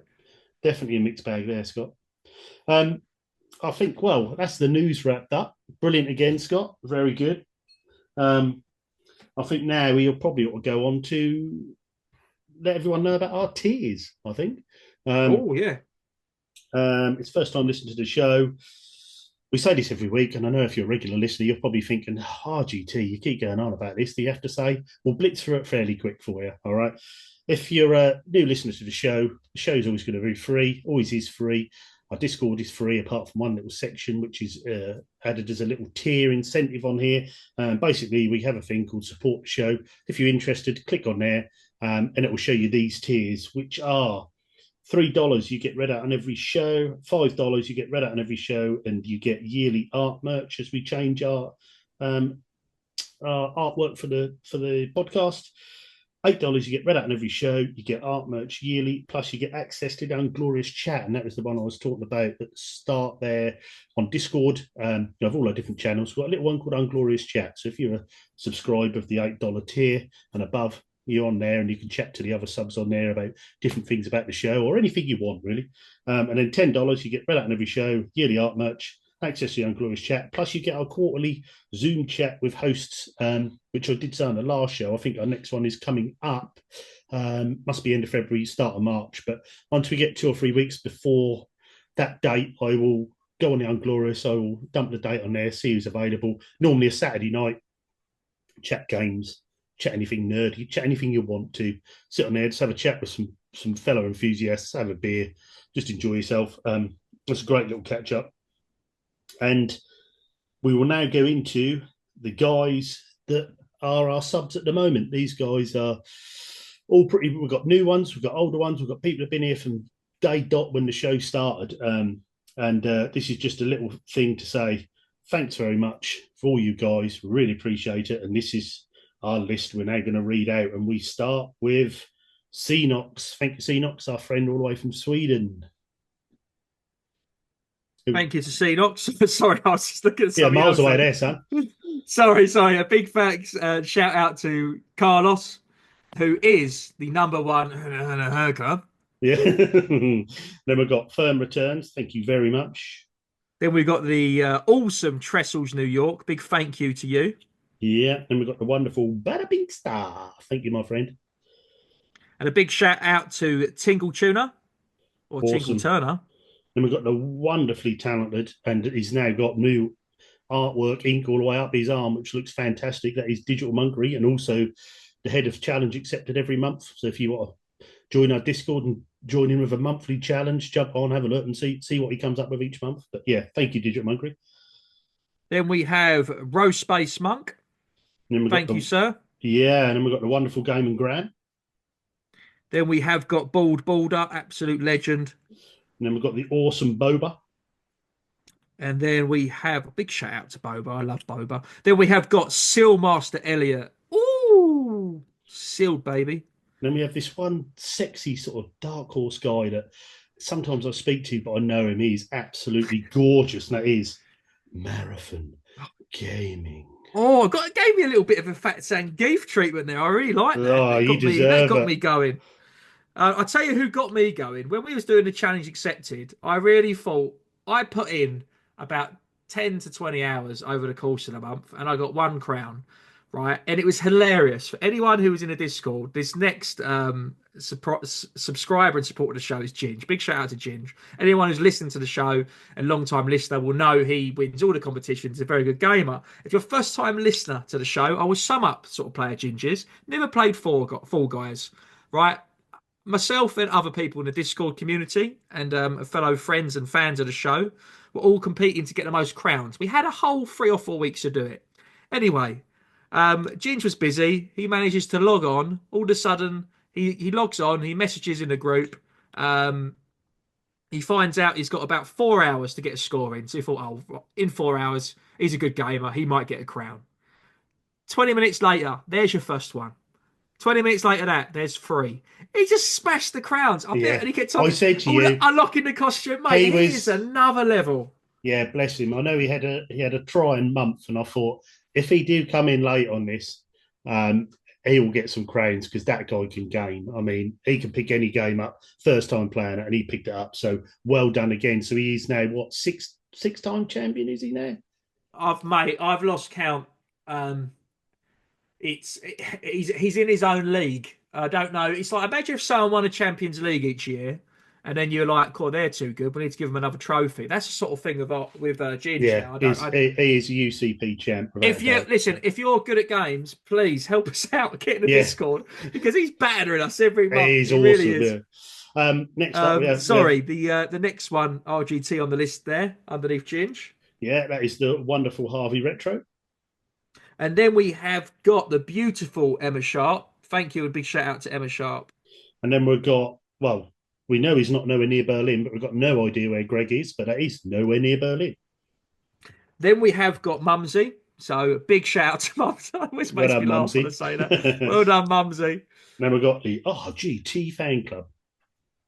Then we have got Pete Brocklehurst. Can't believe I made you read out your own RGT fan club. Apologies, mate. I should have done that. No, you're right. Then we've got legendary Billy Marmite. And this is good because it means I get Simon Pryke, who I love, and you get stuck with. As contractually obliged, I have to say this as sexy as possible. It is. Oh, it's fat. Sankeef. Oh. Cheers, Fat Sankeef. Right, anyway, right, before people tune off, because normally this is when we get to the end of the show and then we talk about the games we want to be playing, right? Yeah. And then, we're normally towards the end and we say goodbye to everyone. Now, we might have to stall the show for a second because I don't know if you've seen on our little internal Discord, we got Triple S.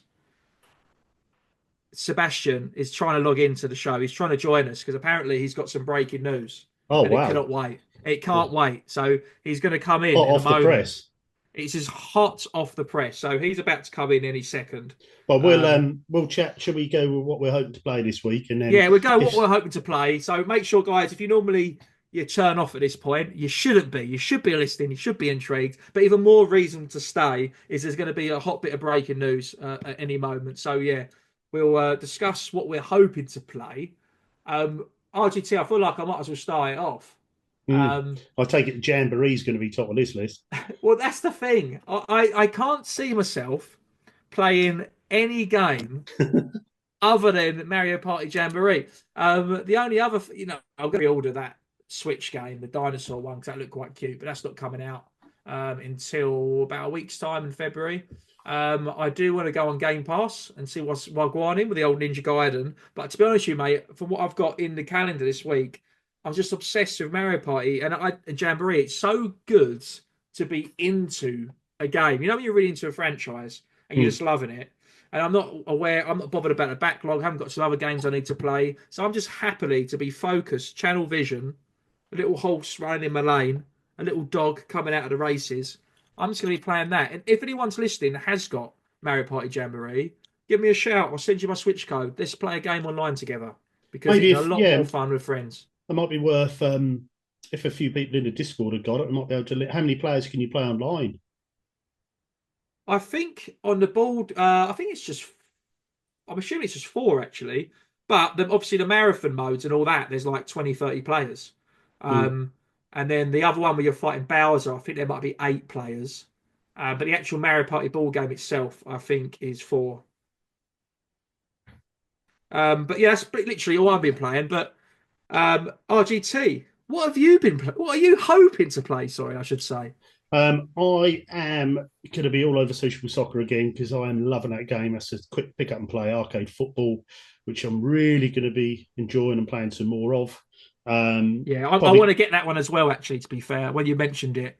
The way you described it, I thought you was going to say there was a butt coming, but you was like, no, it lives up to it. If you're a sensible soccer fan, you'll be all over that. So definitely, if you're a fan of old school arcade soccer with a little bit added to it, get that. There'll be some more Borderlands, I think. But before I go on, I think we have to introduce the legendary Triple S Sebastian who's joined us. How you doing, Seb? Hey guys, can you hear me? Can you see me well?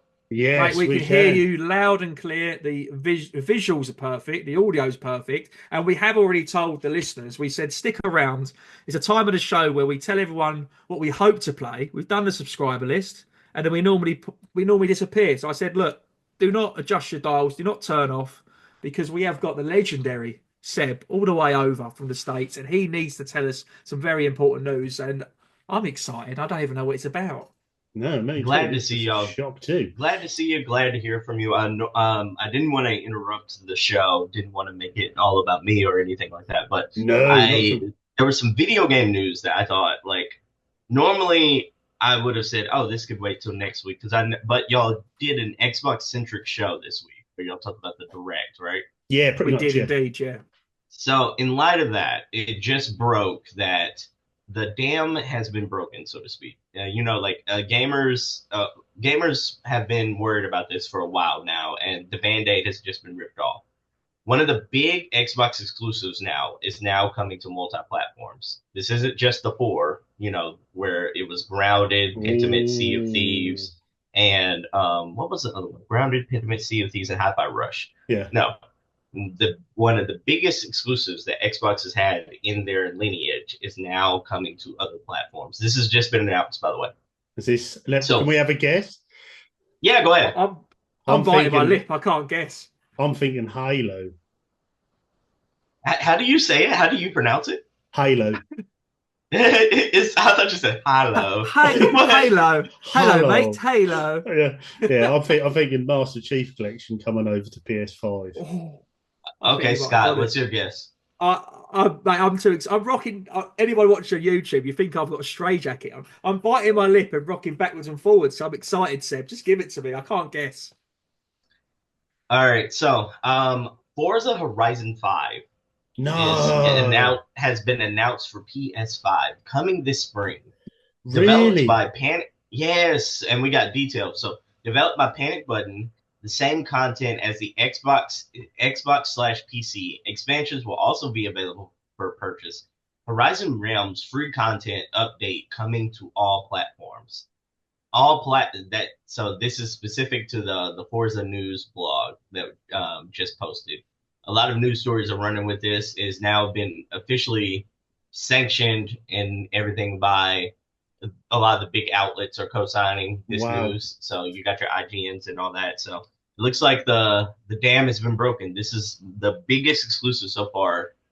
If Forza can go, then everything. Yeah, is I mean that's pretty. What do y'all much, think? Xbox now is, well, they are officially third party now, aren't they? They are a third party developer Yes, now. they are, and that sums up for anyone who wasn't sure or wasn't believing. I think, I mean, Forza Horizon was one of the main reasons I got the Series X, because I love those games. I think they're brilliant. Coming over to PlayStation, yeah, I'm happy with that. I think if you're an Xbox fanboy, you're probably going to be a bit annoyed with that news that one of your best-selling and biggest exclusives is now dropping on your competitor. But for me, I mean, how Xbox are at the moment, and their 2024 was a very mixed bag, and how Games Pass numbers have been dropping. If you want to make bank, well, if you put that game over, you're probably going to sell quite a few copies, because I think people are going to be all over it, to be honest. Can I just, sorry, RGT, can I just butt in and say something? Because I think this would be quite. I thought you was going to mention it just there, but when I know you're a fan of Forza and you obviously played the game, I remember you talking about it. So I hope I haven't dreamt this, but obviously we've both raved about, and we all have, how good that DualSense PlayStation controller is with the triggers. You know, with the. Now we've spoke before, and I'm pretty sure. I mean, it's a long time ago. We're talking like early last year. I remember you saying on the show when I was listening, and you said like how good the game was, but how good it would have been if it was on that PlayStation controller. Yeah, I think that obviously was, with the triggers, you get that the DualSense. Yeah, yes, I think that was Forza Motorsport I was talking about. But yes, still for Forza, right. But even for Forza Horizon, with the added triggers and the haptics, everything, it's going to be good. I mean, will I buy Forza Horizon on the PS5? Yeah, I probably will. I love the game. Are you really? You're going to double dip? Yes, I will. But I'll tell you one dirty thing. Dog I'll tell you one really thing. Bye bye the crew. The crew's gone. Oh, he was bigging it up last week. Yeah, but everyone said this is our version of Forza on PS5, Forza Horizon. Well, if you've now brought Forza Horizon across, I think Ubisoft are thinking, oh no, that's another game. The crew gone. killer. That's dead. Get that in the title of the show, the crew killer. Yeah, so yeah, Xbox kills the crew. I mean, can I ask you something though? Like you said, the crew. Like, do you not even mention like Gran Turismo? Like that's the PlayStation exclusive. Yeah, but racing game. Yeah, but it's a different game, isn't it? It's more of a sim rather than like Horizon, which I is get what you mean. An open world arcadey game. I think Gran Turismo's fine. I mean, they won't. I can't see them bringing Forza Motorsport over. It just wouldn't compete with Gran Turismo. But for an open world arcadey game, I think Horizon's. Yeah, it's good. Not as just about to say as well. It's going to be weird buying Forza Horizon on a PS5. Getting that disc set, Xbox Game Studio. Even you saying it's weird, I can't imagine the cover art. It's just weird. Do you not think? I can't. Yeah, but I don't know. It's just odd. It's just odd to me. They're gonna double dip with that, aren't they? And get. It's like imagine seeing Mario on an Xbox case. You wouldn't believe it, would you? You'd be like, no this is bootleg. This is something from Stingray Fan. I'm not buying this. Do you know what I mean? But yeah, I just think this is them now, basically saying we're a third party developer now. Can I read something out to y'all really quick? Yeah, please do. All right, so Phil Spencer was on a couple of podcasts this week where he basically stated the following: when there's still a pitch to buy Xbox. However, the sales of the units continue to decline sharply. The more Xbox third-party ambitions and everything is an Xbox marketing continues to spool up. Spencer said exclusively this about that. I want people to pick hardware based on the capabilities of that hardware and the choices that they want to make about where they want to play. We want our hardware to win based on the capabilities we have. Hardware critical and fundamental to what Xbox is. Not trying to gatekeep the games off of different places. We feel like gatekeeping games is not the way of the future. We feel like this is a winning strategy that is going to pivot us into the next tier of Xbox and perhaps move us into a closer space with our competitors. Yeah. So, guys, what do y'all think about that? I think personally, I mean, it is Phil Spencer for a start. Let's just remember that he does say some off the cuff things at times, but it's a weird thing to say. What's he like, the Donald Trump of gaming or something? Is that? He does. Well, it was only. Well, it was about 12 months ago when he said, there'll be no other games coming across of our exclusives to other system.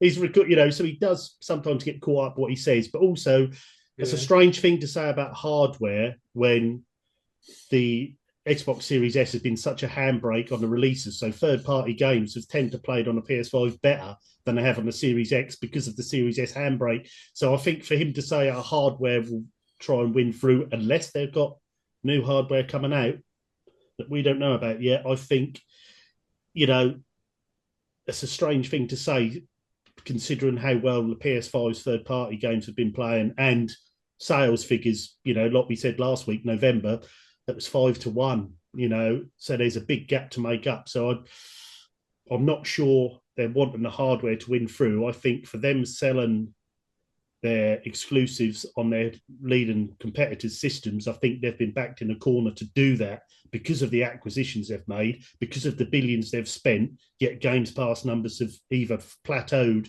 or fell away. The hardware hasn't sold. I think Microsoft have said to Xbox, it's time to start making some bank and push your games onto other systems. So I'm not sure. I think he's doing a confident sort of speech there saying for the hardware, but I think it's more that they've probably been backed in a corner there, to be honest. What do you think, Scott? Mate, I agree with what you're saying, to be honest with you. We've been talking for maybe you guys have been talking to it maybe 2 years. And we're talking about the direction Xbox are going, leaving the hardware and getting things in other systems. So we all knew this was coming. It's just that this is such a big step. It kind of just seems a little bit of a shock, I suppose, doesn't it? There's a little bit of all happening at once. But this is things we knew was going to happen. But this is just a big, like I say, it's a big step, and it's the start of a year as well, with a lot of big games that's going to be coming out. It's kind of like GTA is going to really dominate. It's kind of like it's setting its foot of where it wants to be in the market, where it wants to be going forward. It's just that's a big thing just to announce. I feel like out of nowhere. So maybe there was some pressure. It's a very and then with the time of day it is now as well. I mean, on a Thursday. And I think a little bit odd. And I think them other 4 games were they were testers. They put them other 4 across. Said, look, let's just see. Oh yeah, for sure. Let's just see what happens with these. We'll see. If Thieves has been quite a big success on the PS5. There's a lot of players online playing that. Hi-Fi Rush, that. Yeah, it's weird as well because they're almost the games that would draw people to Games Pass, but you're now taking that element out. But then I suppose you're selling them and making bank on the sales. So it's a weird space. Only though they know what the best thing to do is. And it's a business in the day. Yeah, for business wise, maybe they're trying to find their own space. Sony are the big exclusive single player games. Nintendo, they have their own area. They got the handheld. They're less powered, but they have their own. Their own fans. They go off in their own direction. They do their own thing. So maybe this is Xbox saying, well, we're going to veer away from what PlayStation are doing. We'll be third party, but we'll also have hardware as well. Maybe this is them trying to distance themselves from a console war, Yeah, because let's be honest. I mean, you said it on the show last time, RGT. I think you said PlayStation outselling Xbox. Yeah, I think you said 8-1. 5-1. That was in November. November figures. Yeah, when they released the November figures.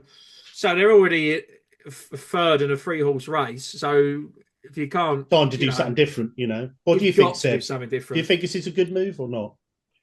So I'm of 2 minds. If I'm being honest with myself, business move. I think they're in a pickle because I do think. Hold on, before I answer though, what did y'all guys think of the developer direct from last week? Like honest opinions, like 1 through 10. Y'all ranked it. I think there was a lot of solid games. I'd say it was a good 8. There was big games. I'm quite surprised that they're all going to Game Pass. So it's like we were saying earlier in this show, we said if just one of those games is in Game Pass, it wouldn't necessarily attract new people to Game Pass. If people with Game Pass would be like, oh, that's cool, a reason to keep subscription. But the fact that they've dropped 3 or 4 big games, they all looked really, really solid games. You've got a JRPG in there, the first-person shooter, a little bit of everything. And they're big games, especially Ninja Gaiden. They're all released with the day one. So it's like they're trying to get more people all of a sudden all at once. Because like RGT said, if you release those 4 games within a 4-week window, people can't afford to buy all of them. They're going to choose. They're 60, 70 quid each. So I think it's quite clever to get some new audience over to Game Pass. I was actually quite surprised by that. Would have thought there'd be more games, but for the 4 or 5 I saw, they were big titles. Me too. I think RGT, what did you think? I think it was like, really, what would you have given it? I thought it was really good. I thought it was strategic, very strategic. I thought you got a JRPG in there. Try and pull over some of the JRPG fans from PlayStation. Try and get your foot down a bit more Games Pass in Japan. We all know they don't do very well in Japan, Xbox, and they always have a lack of JRPGs. So having a JRPG on the system, I think, is a good idea. Then you've got Doom as well. There's a big Doom following.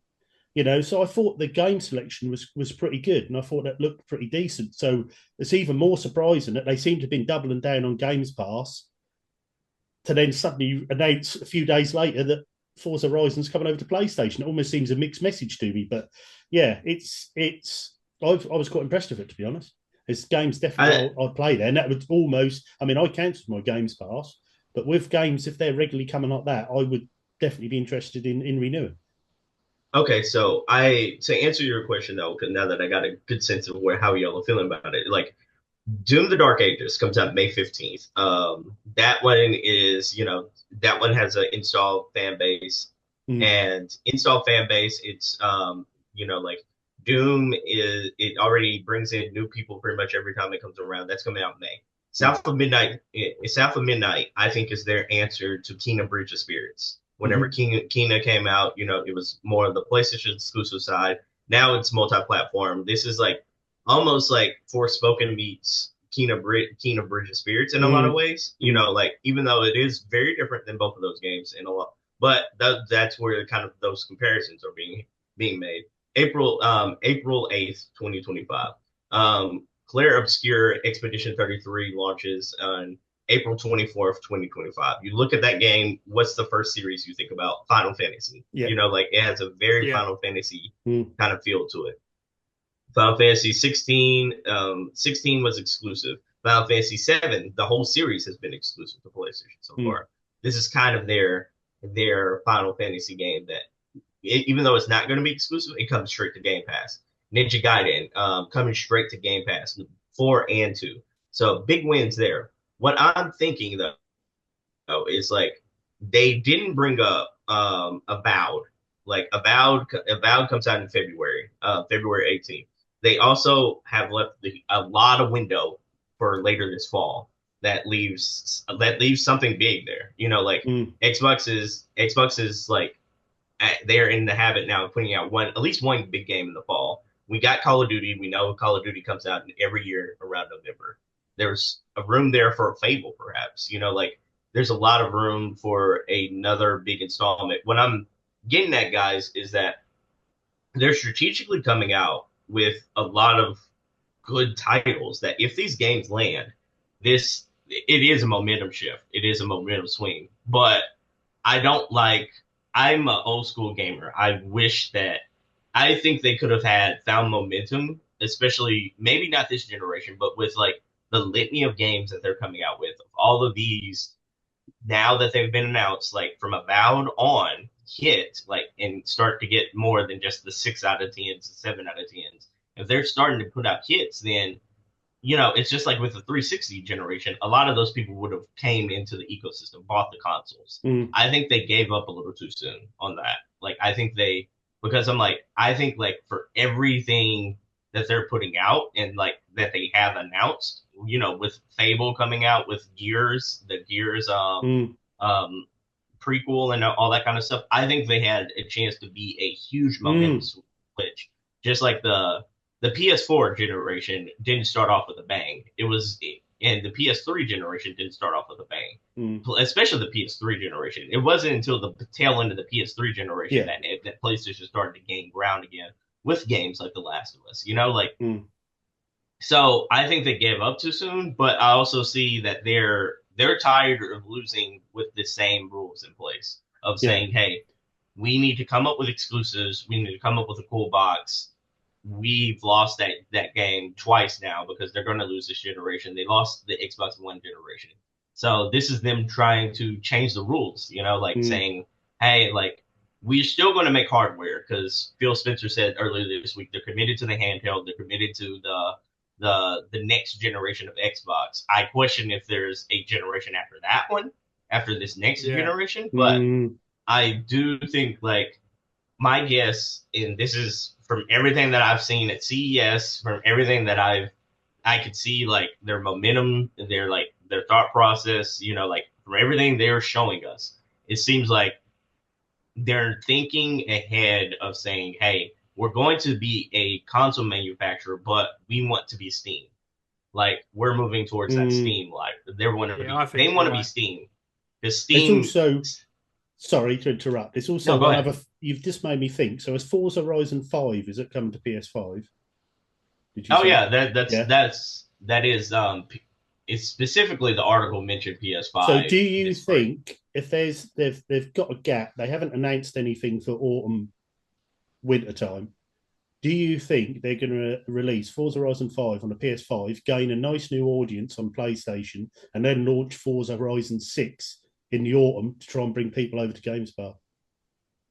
I don't think so. I think, for one, I do think like the studio is lightly working on the next Forza game, but they like that same studio just put out Motorsport, and that Playground Studios is heavily working on Fable right now. I think Fable's priority. Yeah. So I think Fable's the priority there. But like, to go back to what I was kind of getting at, like I do think they're working more. I think they're working more on software than they are on hardware right now, because like the reason they're not putting out a 0.5, a Xbox Series, whatever they want to call it, like their version of the Pro model this generation, is because they're not thinking about that. Like they're thinking about software, and I think that's the right move. I do think in the software bunch is like, I think have y'all both heard the stories about the Xbox, that Xbox is like now trying to work more closely with the handheld market, like with Asus and all that kind of stuff. Yeah. So that feels to me like a Steam move, like Steam. Yeah, I was going to say, while you guys are talking, I was thinking to myself, this is going to sell a lot of a lot of Steam Decks, and obviously if the Switch is doing so well with a handheld, and we can get such good technology like OLED on the handheld, and how good, obviously got the PlayStation Portal now, and how good the Steam Deck is, and obviously they're losing that battle, it makes sense to jump back in front with Nintendo with her taking the games on a go. I think that's where it's going. Portable Xbox with a dock, Games Pass on, take it on the go. It's going to sell some Steam Decks. I'm telling you, it's making me want to get one right now.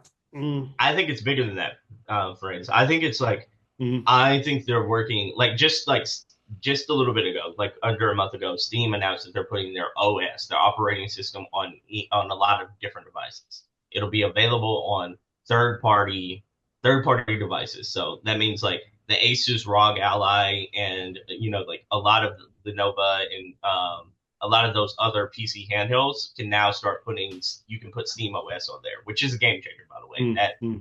That to me is like, Steam OS is like having, how like a lot of people complain about like Windows not being optimized for phones and all that kind of stuff. Steam OS is the operating system of PC gaming. Like that's the thing going forward. I think Xbox is now working on their operating system of saying like, when they say this is the Xbox, it's to get everyone accustomed to having, they want to do what Steam is doing. Like Steam and Xbox are more closely aligned to their same like mannerisms right now than PlayStation Xbox, than Nintendo Xbox. It's like Xbox is thinking more like Steam than they are like the other two manufacturers, because like, I wouldn't be surprised if they make their own operating system especially with their handheld coming up, of saying like, hey, we want you to just put our operating system or our app on anything you have. Everything's an Xbox. We don't necessarily, we would love to have your sales in hardware, but we don't need it. Like, we want to be more ubiquitous of the app store on your phone than the actual like hardware that you see they're going more for that. I think they're really trying to hit that casual gamer market where people don't play games very often, so they're not going to invest in a Switch 2, they're not going to invest in a PS5 or even an Xbox. But everyone's got Prime, everyone's got a Fire Stick. If you've got a Fire Stick and you can play it, you're more likely to take a subscription up if you're a casual gamer, when all you've got to do is just sign up for $15 a month. You're more likely to do it. So I think that's more where they're aiming long term. And I think, yes, they are going a different route, but I think that's probably the route they're aiming at, because the big console sales and the big exclusives Sony have got, the on the go and the handheld market is Steam and Switch. So I'm thinking, where else is there a gap? Well, casual gamers. If we can get them on board on Games Pass with not having to have hardware, there must be millions out there. Yeah, who mate, will do that's it. a great shout. Yeah, So I think that's more where they're aiming, where they can get more and more people, and then you never know. You might convert people to gamers, and they might then turn around and say, "Oh, I might get a new Xbox." So it's a gamble, but I think it could be the way they're heading. I think it's somewhere they've got to head, to be honest. Yeah, what have they got to lose, RGT? They're already losing, aren't they? Let's be honest. Yeah. So I mean, if you're losing, you change the rules, right? Exactly. You want to change the rules. Yeah. Now let me ask y'all this before we go. Like, before this year is up, do y'all see any other Xbox exclusives, or what most people thought of Xbox exclusives coming over to PlayStation or the Switch 2? I think it will. I couldn't say which, but I know because they already teased, didn't they? On our Switch 2 news we had a couple of weeks ago. I think you'll get Halo Master Chief Collection on Switch 2. Yeah, because you mentioned I think that'll be fairly early early on there. And I think they might even do a joint launch on PS5. You can see that coming. I think they'd like to, for them, us making money off your back catalogue, which is already sitting there, with a little bit of optimization, you can make bank on that. So I think you'll see a couple like that over maybe a Gears collection. I don't know, but I think you'll see one or two by the end of the year. I think you're right. I think you could see Gears go over as well. I wouldn't be surprised if it wasn't. I know we touched on that briefly before RGT because we mentioned about the Feaster games coming over, like with Diablos and stuff, and then made you think, well, what else could it probably handle? Some of those Gears Remastered is old enough that I think like a Switch 2 could run it as well. Oh, definitely. Halo Master Chief is old enough. Because we're looking at, I think they're saying a PS4 sort of graphics is what I think people are thinking for this Switch 2. Yeah. So if you think about it, there's quite a lot you could probably get on there you might not have realised. Yeah. Sorry to interrupt, guys. I just thought I'd want to know that. It was worth. Glad you did. That's very interesting. And you guys listen at home, if you've got any views on that, on this latest news as we record and has just dropped, what do you think about the exclusives coming over? Are you an Xbox player? Are you an Xbox fan? What do you think about your exclusive games coming over to a leading competitor like PlayStation? Are you a PlayStation gamer? Do you want to see them coming across? Is it going to, is it quite exciting to see a Forza Horizon on running on a PS5? Let us know. Join the Discord, have a little chat. If you want to, if you're an Xbox gamer, do you feel betrayed? Yes. Yeah. Let us know. I think that's a big question. Like if you're an Xbox gamer, with what Phil Spencer said, like almost a year ago about like these are the only 4 games right now that we're thinking. Do you feel betrayed by that? Yeah, and taking how long a game takes to optimize, he probably already knew that Forza Horizon was coming over, I would imagine.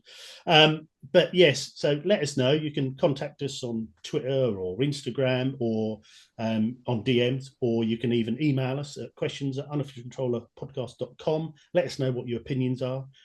As always, thanks everyone who's listening. Thanks everyone who's downloading. Thanks everyone who's watching on YouTube. Thanks to you guys. Thanks to Scott again. Wonderful show, written and edited, mate. Absolutely brilliant. Thanks to Seb for jumping in. Brilliant news there and great end to the show. And I think as it's your show, Scott, I think I'll let you go out with the little slogan, young man. Oh, thank you very much. So it doesn't matter what you... It doesn't matter if you're given the unofficial controller. It's what you do with it that counts. Brilliant. Cheers, guys. See you later, boys. See ya, bye. I forgot about the parting of it.